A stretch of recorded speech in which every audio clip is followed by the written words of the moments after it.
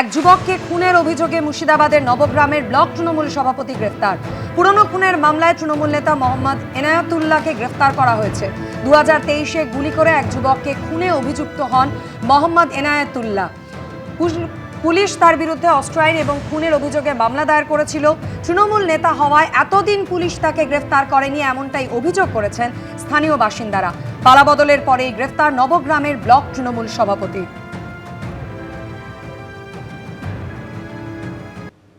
ফের তৃণমূল নেতা গ্রেফতার, একাধিক ধারায় মামলা রুজু। ক্যানিংয়ের জীবনতলা থানা এলাকার দেউলি 1 নম্বর গ্রাম পঞ্চায়েতের প্রধান হাফিজুল মোল্লা গ্রেফতার। হাফিজুল মোল্লার সহযোগী শাহজাহান মোল্লাও গ্রেফতার। ভাঙড়ের এক বাসিন্দাকে মারধর, খুনের চেষ্টা সহ একাধিক লিখিত অভিযোগের ভিত্তিতে এই দুজনকে গ্রেফতার করেছে পুলিশ। বিধানসভা ভোটের প্রচার চলাকালীন রেজাল্টের পর স্টিম রোলার চালানোর হুঁশিয়ারি দিতে শোনা গিয়েছিল এই তৃণমূল নেতাকে। এখানে বেঈমান বিশ্বাসঘাতকতা করে ফলতে নল চালাবার চেষ্টা করছে। আমাদের 29 তারিখ ভোট এবং 4 মে গণনার সন্ধ্যার পর থেকে তাদের উপরে স্টিম রোলার চলবে। আমরা খোলা আকাশের নিচে বলে যাচ্ছি, কারণ এলওআই আমাদের জিততে হবে, এলওআই বাঙালির পাশে দাঁড়াতে হবে। এই যে আমাদের 60 লক্ষ ভোটকে যেভাবে বন্দি করে এখনো পর্যন্ত 30 লক্ষ মানুষের ভোট অধিকার বন্দি করে রেখে দিয়েছে, আমাদের বাঙালির পাশে থেকে, বাংলা ভাষীদের পাশে থেকে, আমাদের ঘরের মা বোন ভাইদের কাকাদের যাদের ভোট বন্দি করেছে এই বিজেপি, আমরা ভোটের মাধ্যমে তাদেরকে বাংলা ছাড়া যতক্ষণ না করতে পারবো ততক্ষণ লড়াই আমাদের চলবে।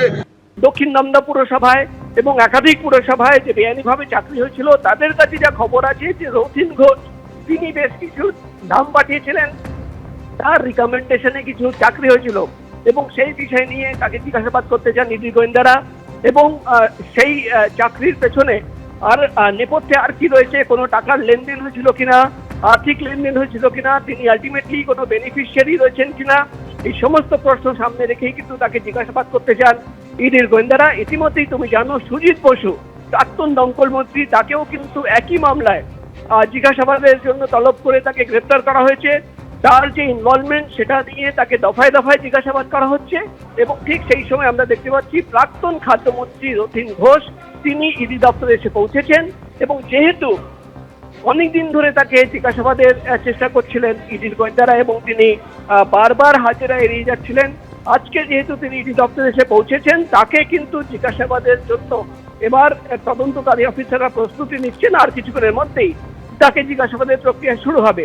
মূলত দক্ষিণ দমদম পুরসভায় এবং একাধিক পুরসভায় যে বেআইনি চাকরি হয়েছিল, তোমার মনে থাকবে যে অয়নশীলের সল্টলেকের অফিসে যখন তল্লাশি অভিযান চালানো হয় সেখান থেকেই কিন্তু পুরসভার একটি লিস্ট পাওয়া যায় এবং কোন পুরসভায় কত বেনিয়ম চাকরি হয়েছে, কত বেআইনিভাবে চাকরি হয়েছে, কারা কারা ইনভলভ রয়েছে। কম্পিউটারের হার্ড ডিস্ক একটা ফোল্ডার পাওয়া যায়, সেখানে কোড ওয়ার্ডের নাম পাওয়া যায়। সেখানেই কিন্তু সুজিত বসুর নাম ছিল, একাধিক প্রভাবশালী ব্যক্তিদের নাম ছিল এবং সেই সূত্র ধরে যখন তদন্ত শুরু করা হয়, অয়নশীলকে যখন জিজ্ঞাসাবাদ করা হয়, অয়নশীলের কাছ থেকে সেই কোড ওয়ার্ডের নামের আসল নামগুলো পাওয়া যায় এবং সেই সূত্র ধরেই কিন্তু রথিন ঘোষ, সুজিত বসু, একাধিক প্রভাবশালী ব্যক্তিদের বাড়িতেও তল্লাশি অভিযান চালানো হয় এবং তারপর থেকেই কিন্তু ইডি আধিকারিকরা রথিন ঘোষ, প্রাক্তন খাদ্যমন্ত্রী, তাকে কিন্তু নোটিশ পাঠানো হচ্ছিল, কিন্তু তিনি হাজিরা এড়িয়ে যাচ্ছিলেন, তাকে জিজ্ঞাসাবাদ সম্ভব হচ্ছিল না। কিন্তু যেহেতু তিনি আজকে এসে পৌঁছেছেন তাকে জিজ্ঞাসাবাদ করা হবে এবং মূলত দক্ষিণ দমদম পুরসভায় বা একাধিক পুরসভায় যে বেআইনিভাবে চাকরি হয়েছে, আর্থিক লেনদেন, টাকার লেনদেন, সিন্ডিকেটের যে খেলা, কারা কারা এই গোটা চাকরি পাইয়ে দেওয়ার জন্য রিকমেন্ড করেছিল, একাধিক প্রশ্ন রয়েছে। কিভাবে এই বেনিয়ম চাকরি হতো, অয়নশীলের যে সংস্থা এমএস ইনফোজন, তাকে কি ইনস্ট্রাকশন দেওয়া হতো, বা সে কি করে এই পুরো গোটা পরীক্ষা করানো থেকে শুরু করে ওয়ানার শিট ইভ্যালুয়েশনের কাজ করা, সেখানে তার কি ইনভলভমেন্ট ছিল, অয়নশীলের সঙ্গে তার কোনোদিন কোনো বৈঠক হয়েছিল কিনা, একাধিক প্রশ্ন রয়েছে যেটা সামনে রেখে প্রাক্তন খাদ্যমন্ত্রী রথিন ঘোষকে জিজ্ঞাসাবাদ করতে চান ইডির গোয়েন্দারা। এবং যেহেতু এতদিন পর রথিন ঘোষ ইডি দপ্তরে এসে পৌঁছেছেন, তাকে কিন্তু আজকে জিজ্ঞাসাবাদ করা হবে এবং জিজ্ঞাসাবাদে আরো কি তথ্য বেরিয়ে আসে বা জিজ্ঞাসাবাদে রথিন ঘোষ কি দাবি করেন সেটাই কিন্তু এখন দেখার বিষয়। জিজ্ঞাসাবাদ প্রক্রিয়া শেষ হওয়ার পর আমরা কিন্তু ইডি সূত্র মারফত সেই সমস্ত তথ্য জানতে পারবো। প্রকাশ, তুমি আমাদের সঙ্গে থাকো। আর কিছুক্ষণ পরে জিজ্ঞাসাবাদের প্রক্রিয়া শুরু হবে রথীন ঘোষের পুর নিয়োগ দুর্নীতি মামলায়। অবশেষে সিজিও কমপ্লেক্সে হাজিরা দিলেন প্রাক্তন খাদ্যমন্ত্রী রথীন ঘোষ।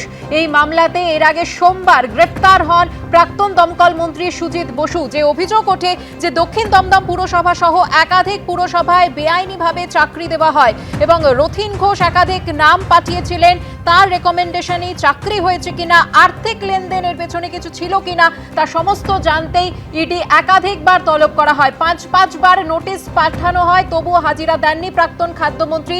একাধিক কারণ দর্শানো হয় তার তরফ থেকে। প্রথমে তিনি জানান যে নির্বাচন সংক্রান্ত কাজের জন্য তিনি ব্যস্ত রয়েছেন, ভোট পর্ব মিটলে তিনি হাজিরা দেবেন। তারপর জানানো হয় যে বাথরুমে পড়ে গিয়ে তিনি চোট পেয়েছেন, সেই কারণে হাজিরা দিতে পারছেন না। অবশেষে সিজিও কমপ্লেক্সে হাজিরা দিলেন প্রাক্তন খাদ্যমন্ত্রী রথীন ঘোষ। এবিপি আনন্দ, এগিয়ে থাকে, এগিয়ে রাখে।